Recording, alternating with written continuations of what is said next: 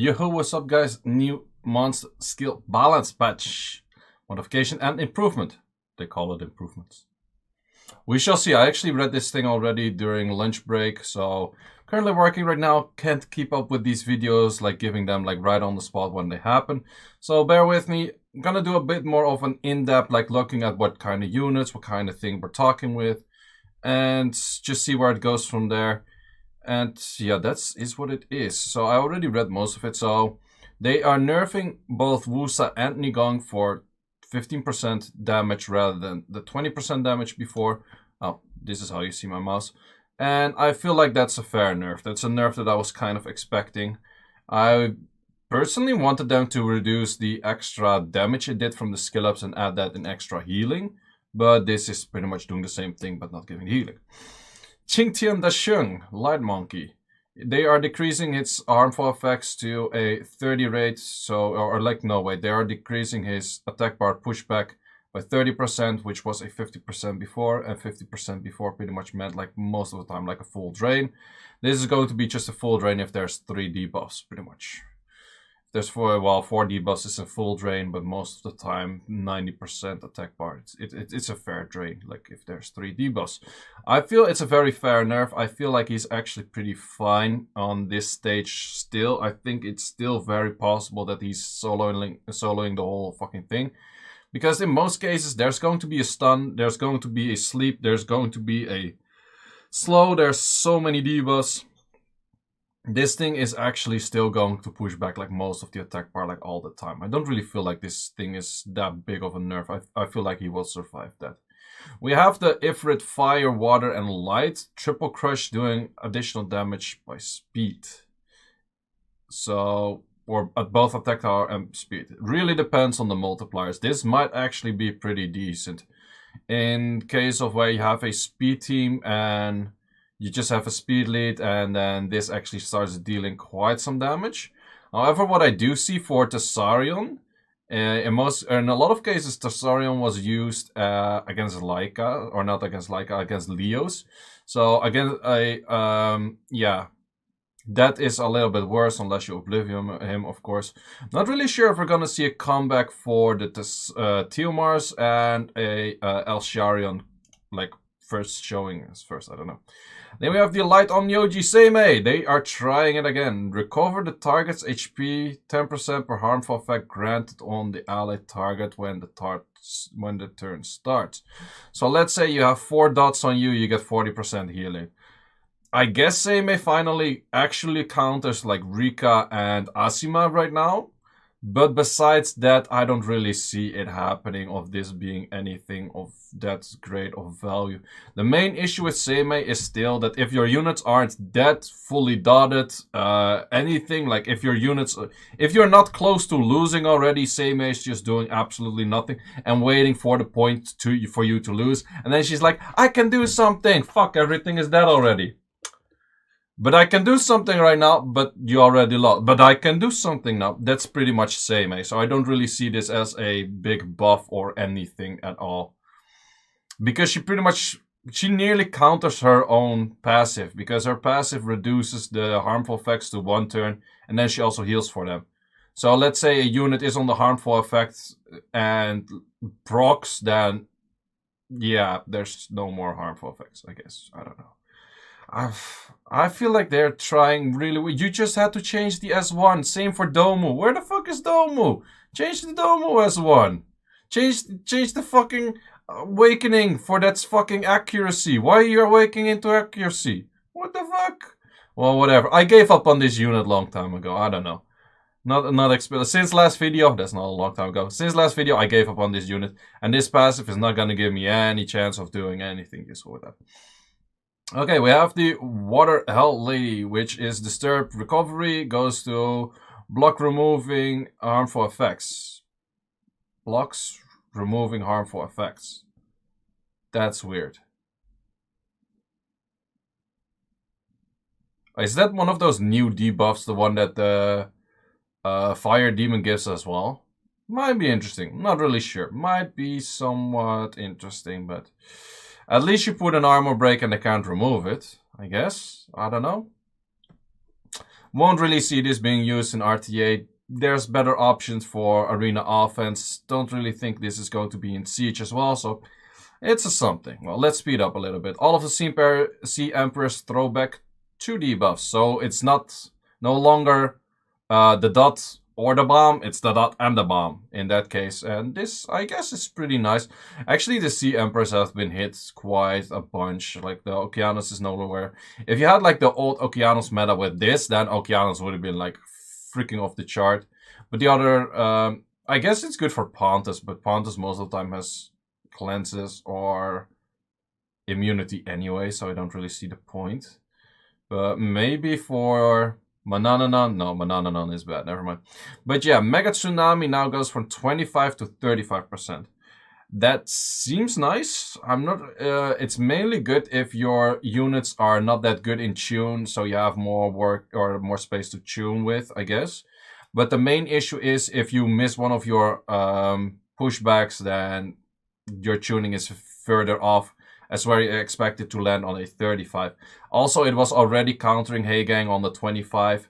You still have issues of not landing this the moment you glance against fire units, so I guess it's nice. But I wouldn't say it's necessarily anything that it suddenly becomes very good. Still, I think it will become a little bit more dominant for a final pick in RTA. We have the Light Emperor Odin.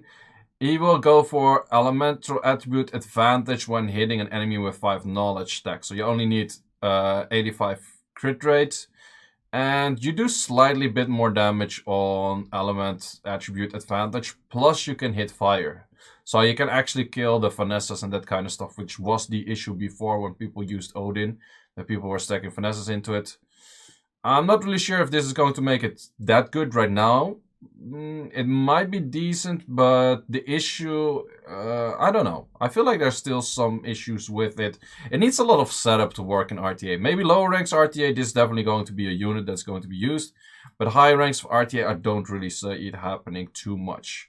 We have the Water Monkey, and he goes for invisibility for 2 turns. That is fairly strong. That's actually pretty strong, because before, if you used Alter Ego Attack, and you proc once, you get rid of the invisibility buff and your unit might die.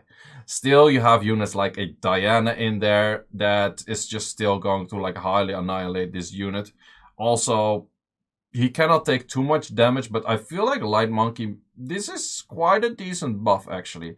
If the enemy doesn't have any strip potential and you draft it in as one of the last units, I feel like Water Monkey might actually do pretty good against like fire units in general. But not sure if we're gonna see it that much.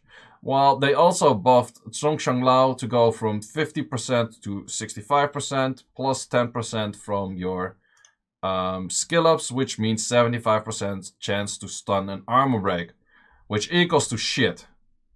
And 6% damage increase, which equals to shit.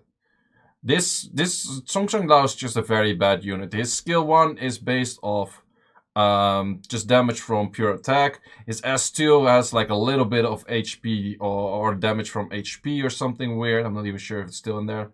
Wasn't it before that you deal more damage if you lost HP or something weird?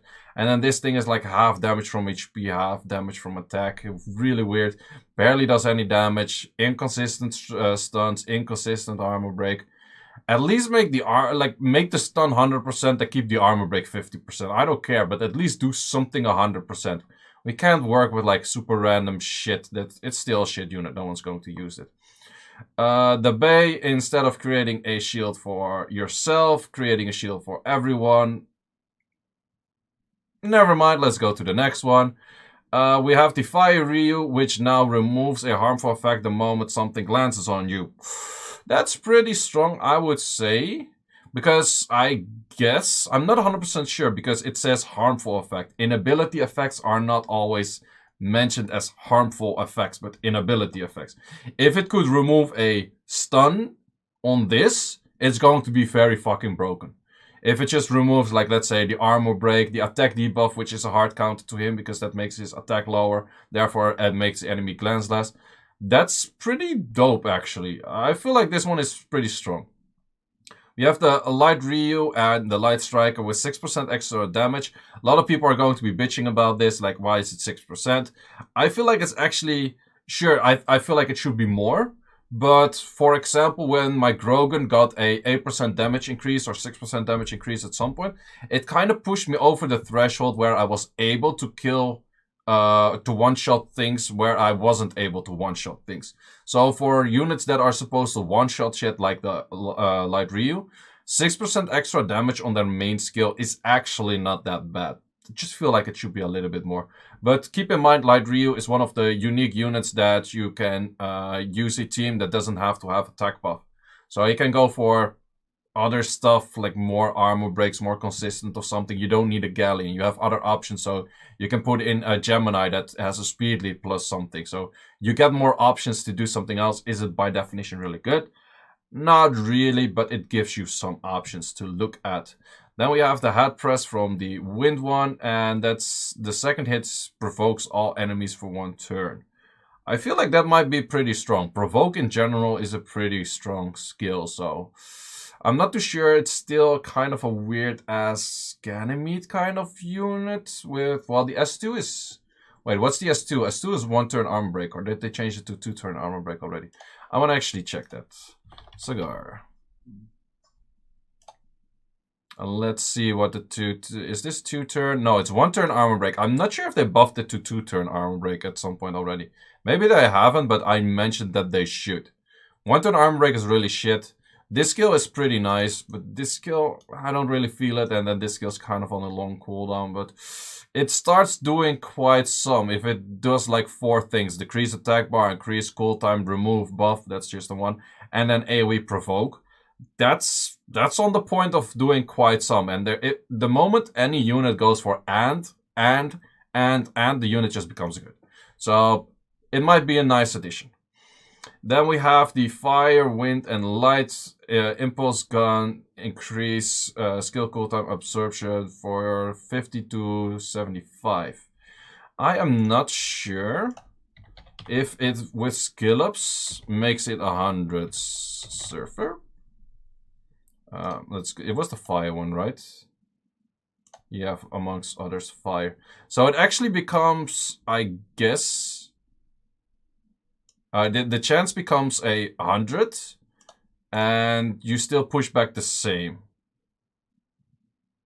Yeah, so it's still 30% pushback, but it becomes 100%. Okay, that's fair, I guess. It's not the most crazy buff out there, but it's a something. Then we have the wind one, and the wind one got something good going as well. Can we search for like this wind, or is it probably easier to just... There's probably some button here to switch elements. Yes, Oliver. Mr. Oliver Twist. Mega Fire Pulse Cannon Hyper Galactic Inter Server Battle. Wait, no, different video. Absorbs 100%. Okay. Increase the target's cooldown by 2 turns. Okay. If you successfully decrease the cooldown by 2 turns. Okay. So we are looking at a 2-turn S3. Because this becomes 4 turns. You remove 2 turns. So technically, wait, is that you use it, you don't have it 1 turn, and you use it again? If you actually... Is it on kill? Now, if you successfully increase, so it can be resistant, so you kind of need your EC on it. That's kind of shit. But I would say if it's 100% absorb, wait, it's absorb the attack bar. So he gets another turn after that. Yo, that's pretty busted, not gonna lie. Because you absorb the attack bar, you can go for an S2 like right after or something. Okay. Does need it set up for AoE strip. How much attack do you have, actually? Attack base 812. It's kind of mediocre for a nuker. Like, most nukers are more aiming towards like 900-ish. But maybe you can use it as a single target stripper. Or no, wait, not single target. Yeah, cooldown increases / attack bar absorber kind of unit. The thing is, you just absorb the attack bar of 1 unit, whereas Ganymede absorbs the attack bar of all units. His S3 is irresistible. That kind of stuff. Damage multiplier is decent, but to be honest, if you do that on a... Well, the damage increases for enemy... Increase the damage up to the end with 20% whenever you use it. Okay, so if you use it multiple times, so it's easier to stack this third skill, but I'm not really seeing like an RTA match where that's long drawn out, where you can use this multiple times. But I feel like this is going into the right direction, and people are already going to put in the comments, yes, I know he gets a 33% speed lead, which we will talk about in a second. We're just going over this. Then we have the light one, which is Quantum Explosion. They go full Hollywood on this shit. If you can't explain it, just call it quantum or nanotech or anything. So this is Quantum Explosion. I feel like this skill is pretty shit. So if it's below a 0 HP bar or a 0 attack bar of a drain, you just drain the HP bar. Sounds really cool. Sounds really cool in combination with maybe the wind one or a Ganymede or anything pushback. But it's pretty much one of those Josephine plus Viva Chell scenarios. It sounds really good on paper, but actually in the match it doesn't do too much. I think it's one of those, they try to buff that like just straight up. He also has an improved S2. I guess fine, cool, whatever, but I don't really see like the hype behind that. Also, this thing got a 100% increase. You can steal a lot of attack bar on the wind one. You steal 100% here. That's solid, I guess. And then you can steal more attack. Maybe the wind becomes a bruiser against people that don't have that much immunity. I don't know. We might see some Oliver here and there, actually.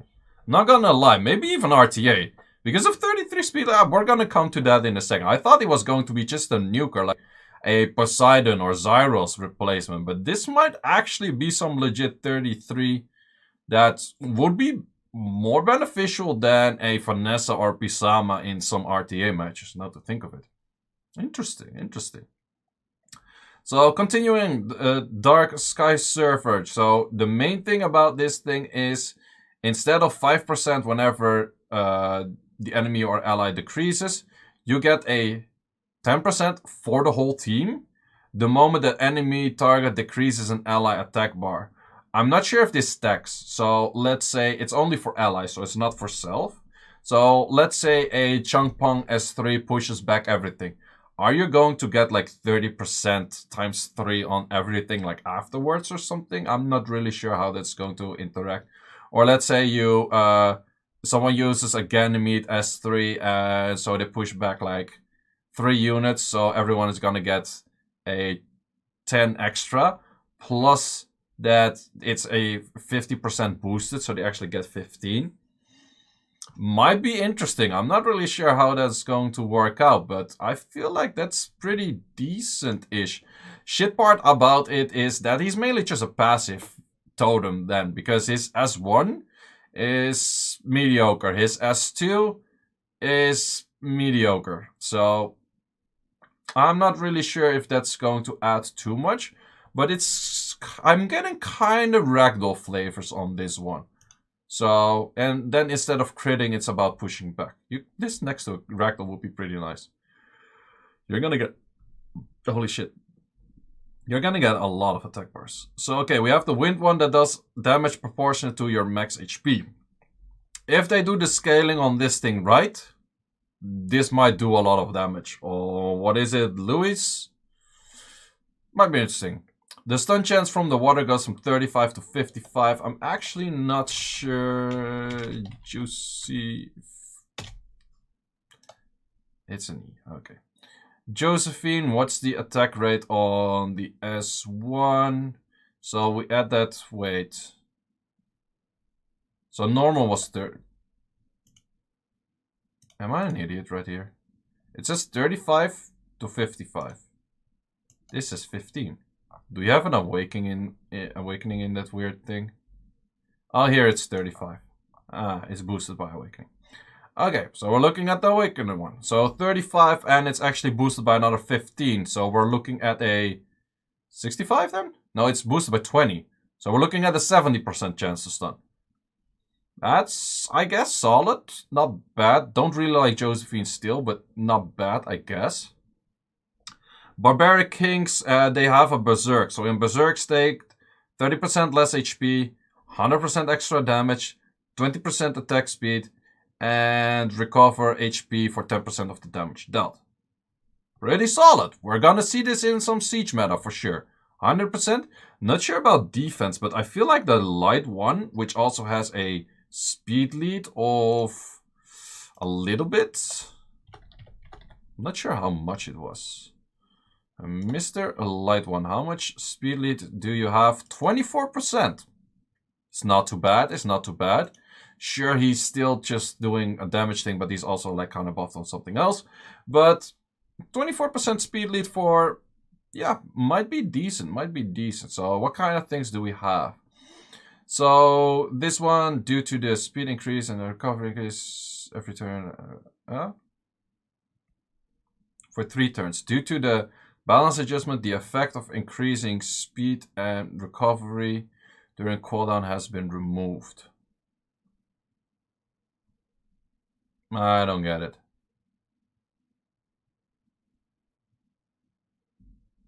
Wait, so do they remove this? Probably this is one of those points that I didn't read that well and it's just weird for me. I don't know.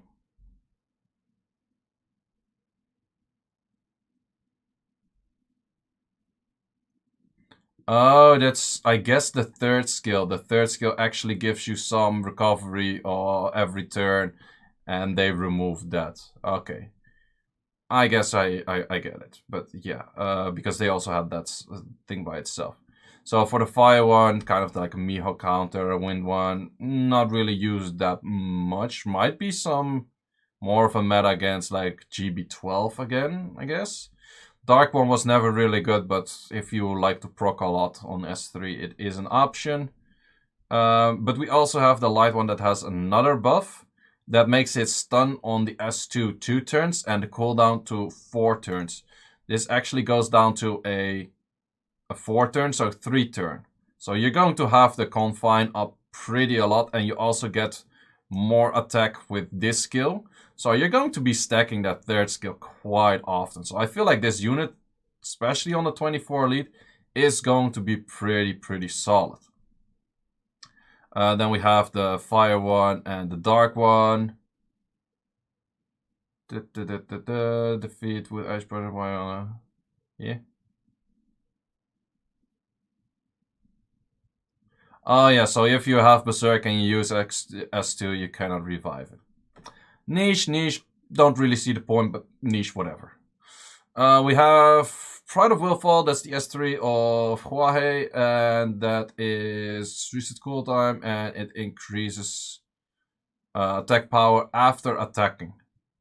So that's just after. Wait, didn't she already have like a weird leader change or something?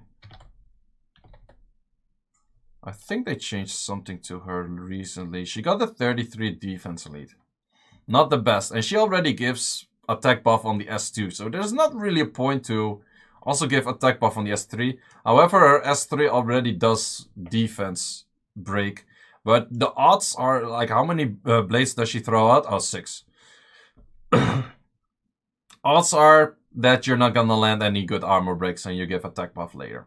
Is it the greatest? Not really. Is it something that buffs attack buff and armor break at the same time? For single targets, probably. For anything else, probably not. So is that great? Not really. Can it be used? Yes, maybe. Then we have the dark one, which uses Amuse and proportional to the caster's attack. I think that's very nice for a bruiser kind of style for using Wooyoung? What's her name? Wooyoung, I guess. Interesting. Then we have some Death Knights. Death Knight those are the S3s mainly. So we have recovery, can be used. I've seen the water one used a few times against some siege comps. Extortion resets cooltime if the enemy dies. I guess it's a one-shot way for the 4-star siege as well, I guess. Recover the allies. The wind one is not really great, I guess. The dark one is pretty nice against light. If you have a unit that deals a lot of damage, that is a light unit, and you want a dark tank. So I guess this is one of your better dark tanks. So people with Narsha, they're not really going to... If you have a Narsha and you don't have RNG armor breaks in your team, you're not going to be too happy about everyone spamming a DS into your Narsha. Or whatever light unit you have on siege defense, I guess. Otherwise, don't really see this being used that much. We have the water one and the dark one as 2. The more drain, decrease, yeah, sure. Then we have, oh wait, that's a string master. String master. Okay, whatever. No one really uses that. Becomes immune to inability effects while playing this song. This is actually something that is a Seimei +1, because Seimei still enables the enemy to have buffs up. This thing, if I'm not mistaken, the water one, the water string master, doesn't or makes you have no freaking debuffs. Plus, the issue before is that you could get stunned.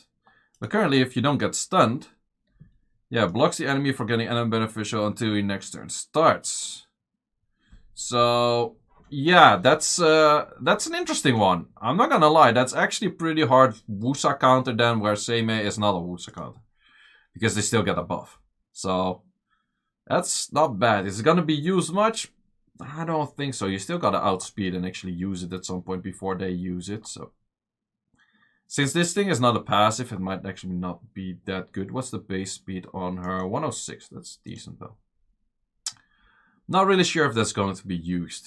Could be used as a siege counter, though, I guess. Then we have the Fire, Wind, Light one. Becomes immune to inability effects and decrease the attack power by that. Siege units, I guess. Nothing more. Fire and the Dark one, same thing. Well, I think used the same way as they were used before. Ninjas, however, Slicing Wind, which is the Susano, Orochi, and I don't even know the name of the light one. They are going to decrease the attack bar to absorb the attack bar. That's a lot better. Absorbing is a lot better. Also, let me check if there's actually a skill up with that. Susano. Wait, why is that bleeping?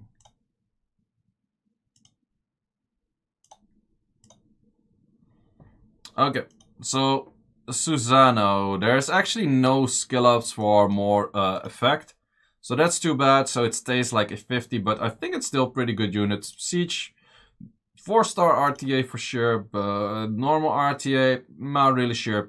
However, he's buffed again to increase your attack bar by 20% if a critical hit doesn't occur when you're attacked.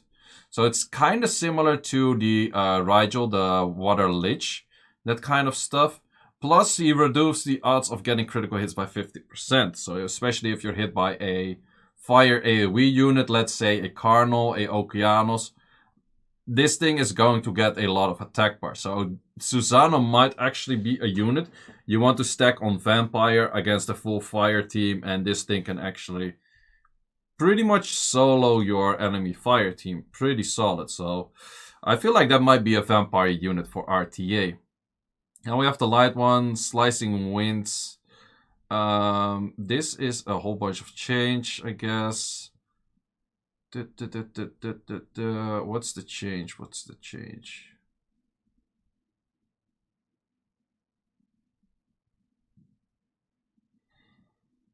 So the change is that you actually remove one beneficial effect on the first hit with 50% chance. Let's actually see if that skill stays a 50%. Oh, Jin was the name. And yes, it does stay 50%, so there's no increase of beneficial effects on that, so, or debuffs. So that is what it is. Is that a good stripper though? Not really. Would I see it being used? Not really. Can it be used in some of those light cleaves in RTA, in 4-star or 20-star RTA? Maybe, maybe. We have Christina, the unit everyone wants buff, and they probably say, fuck you too. Won't land as a glancing it. Hehe. And on to the next one. Fire, Water, Light, Wild Shot, 20% damage. That's some decent damage, because if I'm not mistaken, Wild Shot hits a lot of times. And if you make that hit on a single target, it actually does... It hits for 8 times. If you add 20% damage on that, that's actually not bad if there's a single target unit out there, I guess. Let's see what else they have. Leaves a branding effect for 2 turns on the first hit. Armor break from 1 to 2 turns. Damage for single targets approximately Decreased by 12%. Damage for AoE is increased by 12%. Okay, I don't really see the benefits of that too much. Block beneficial effects for 2 hits. Removes beneficial on the first hit, and the second one is to block. Why is this thing also bleeping?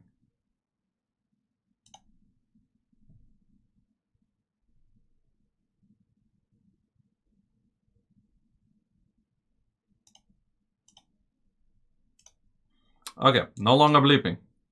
So I guess this is not bad, the water one. You can actually strip and block beneficial effects. And he does more damage, or she does more damage, and she does more damage on that. Might be a siege meta kind of unit for Abigail. Abigail also has a dungeon attack lead. Not sure. Maybe your first Dragon's team could use something like her, because she actually pushed back. She has a chance to strip. She stays at the 70%, doesn't have any effect increasing. So, I guess. Then we have the light one, resets the enemy target by 100%. Yeah, not that great. So, okay, that's interesting. Threat beneficial effects. The duration of the threat will be reduced only by the skill that single targets instead of AoE. But if you just target the right unit, that does it mean that if you do an AoE skill, threat state is not like -1? Like even if you do tab it on the main unit that has threat state? Not really sure. If it works like that, might be nice, but I'm not sure. Then we have the Wind one, which has a 33% speed lead, which I think is a very good change. And now we actually have one of each elements with a 33% speed lead. I feel like that's very strong. I feel like that can do quite a lot of stuff. I also feel like this might be pretty good because he has a lot of absorb attack bar. So for a CC cleave kind of team where speed leads are often used, I feel like the Wind Sky Surfer can add a lot more, or sometimes quite a lot, rather than a Vanessa. Vanessa mostly doesn't really do too much in current meta. Pisama in some cases is not the right element for like the job if there's a lot of wind units or something like that. Whereas Oliver might actually be pretty good, and I feel like a lot of people are going to skill up their Olivers, and this thing is going to be used in RTA for sure. By me for sure. Will we see this in arena defense? I don't think so. Would be kind of surprised, to be honest. But I think this is going to be an arena or a siege unit. No, wait, not a siege. I think it's going to be an RTA unit. And maybe some people will use it as a nuker in arena offense. But as arena offense nuker, I don't think it's that great. But it might have potential. I'm going to try it out at a siege, I guess. Or not at a siege, at a rush. Maybe not the upcoming rush, because the upcoming rush is going to be about placing for the inter-serve battles. But I might make a video on him, just testing him out the moment that the changes hit, which is probably later this week. I will probably do that. Make an Oliver showcase video in just in normal arena. Let's see how it does. Then the fire one has an increase of attack power, 33 on guild content. I guess it's the best bomber in guild content then. That's definitely a thing. So I guess not bad. Dark Ifrit stat change. The stats are matching a support type. Yeah, funny thing is this thing actually had the lowest. This thing had the lowest freaking HP for a 6-star like ever. It's crazy. Oh, that's the non-awakened. Well, this is the awakened, so I guess they're draining his attack a little bit to put it more into HP, maybe lowering the defense slightly and put it more into HP. Because the HP of Varamos was very low, so I guess they just boost the HP a little bit. So, yeah, don't really care, to be honest. Then the Totemist AI is better to use. I guess this is the 4th skill, if I'm not mistaken. Let's see if it is the 4th skill. Grass Tribe Totem, Grassland Tribe Totem. Yep, so it's a better AI that he will always use his skill the moment the skill is there. Interesting. Does that make it easier for some PvE content to have perfect AI on attack buff? I don't think so, because you don't start off with max stacks on the totem. If you had max stacks on the totem, then Riley could be used for having 100% attack buff on your unit always. But since he doesn't start off with like max stacks on his totem skill, you don't have this skill up yet. So if you would have that, I could make something fun out of that. But with this, I guess it's good for siege defense, but that's as cool as it gets. Fire Lich, fixing an error, not gaining a turn on a certain circumstance. I'm not sure what this is going to be. Because, for example, a Fire Lich cannot interrupt a Ciara S2 and cannot interrupt a few things where it can interrupt, for example, a Diana S2. So, or not a Diana S2, a Diana switch. So, does that mean that he can actually cut in with oracles for entires? Could be a thing, could be a thing. And then the other two don't really make too much sense. So that's it for the balance patch. So to just quickly recap it, this video is way too long already. I feel like it's pretty fair balance patch. Sure, there's a whole bunch of units missing. Sure, that your LD5 is not buffed. Sure, your LD5 is buffed, but it's still shit. Those are definitely in there. The hardest buffers, I guess, is going to be Oliver, maybe the Fire Ryu.